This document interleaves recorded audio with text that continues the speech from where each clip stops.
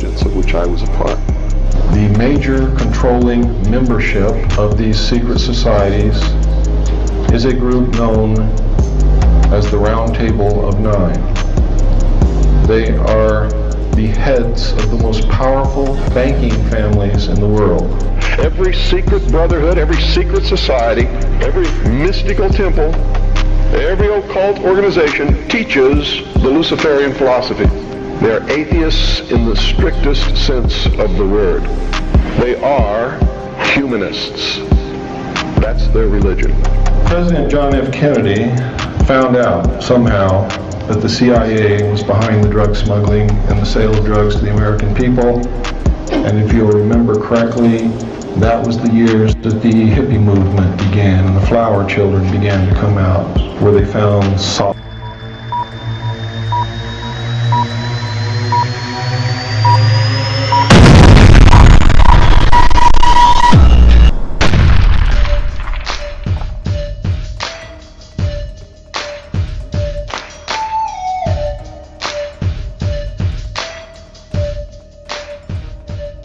Investing, Vincenzo's Gold Crypto Investing, where you like, subscribe, and share for a one-of-a-kind, company-made, computer software trading probability-based trading alert, technical analysis, company philosophy, as I'm your most trusted source for blockchain technology and cryptocurrency breaking news and coin updates here on YouTube and in the cryptocurrency sphere, as old Vincenzo me has brought back, that's right, truth, and most importantly, integrity back into the trading market. And as we do a rapid fire update, because I got lots of work to do, you can see Bitcoin yesterday when it was getting supported and rejected down there, right at the 40,626 when it hit that target that we called from back up there at the top, right all the way up there at 48,000. We had our underneath targets of 44,690 first, and then 40,626 as a possible bounce point. And then we ironed out yesterday and gave you the in-depth detail on why we think and how it could possibly get back up to the 43,163 and ultimately a top-end potential of 44,690. Those videos were explosive by Crypto Insider Vincenzo, right? When I speak, you listen and watch those videos if you missed them, and I explain why and how you could get back up there and how that could make technical sense. And that's why we have put that alert out yesterday, right? And then it bounced overnight, but now you're consolidating back down. And then we said yesterday when we left off, this could, quote, come back down and back test and retest, hold it, critical level, and then bounce up and shoot up to your upper target, right? So that's what we're watching out for today. If you come back and retest this 40,626, does it hold? I think it will hold. My call is currently that this will indeed hold today. If when it comes back, not if, but when it back tests it today at 40,000, I think you're going to hold that today. If you break it, then you got a big fall, right? Because then you could come all the way down to 35,000 if you can't hold that local double bottom right there. But I think the 40,457 is going to hold today, but that's where you got to watch out for right now today. XRP, we also diagnosed, sniffed out, detected yesterday down here, right? When we were in here, how and why we could pump up. Can't see that.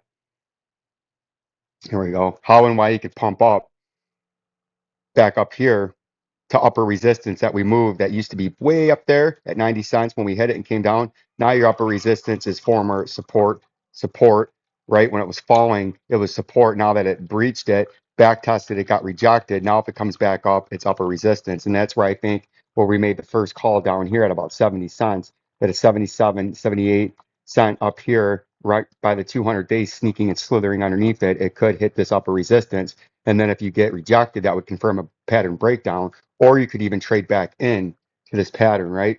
There is a way where you could trade back into this pattern.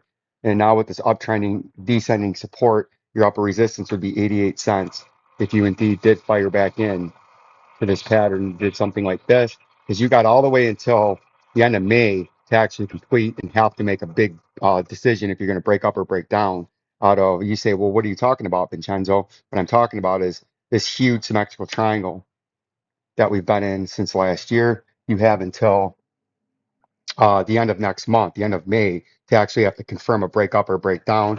You still have a little bit of room left. It's not a lot of room, and they often, but not always, break down or up, break away from the pattern about where you're at now, but you still got time to get in there. So that's what we're looking at there, because we do have that 47 cent, 6 cent short, 42 cent short-term target, and then a late summer or end of the year target, uh, summer slash end of year target, right? Enter, bam. Okay, see that's where we think we are coming down to by the end of the year. So I would keep a close eye out on that, because that I'm building confidence that that target's coming down. And then if you look at a little XLM, you're coming down in the weekly to the 200-day moving average, but in the hour time frame, you are right at the 200-day too. So that's a big major rejection point. Nobody cares. Cotton, pollen alerts everywhere today. Springtime's coming. Everybody knows springtime. Things start to bloom. Pollen comes out. We don't need all these stupid advisories for fucking pollen. We know that in the springtime in the United States, from south to north, from March to June, the pollen increases. It makes its way up into Canada, you know, by late May, right? So mid-April in central Illinois, obviously the growing season has just now got underway last week with the warm weather, and now it's getting tempered and beat down a little bit by the cold weather. But we do understand pollen every year comes out about this time of the year as the growing season kicks into full gear. April showers, hence spring, May flowers in the Great Lakes saying, right? But as I digress, you can see we're coming up to a rejection point, and if you want to get bullish, you got to get back above this 200-day moving average, right? Which is sitting at 20 cents in the hour time frame.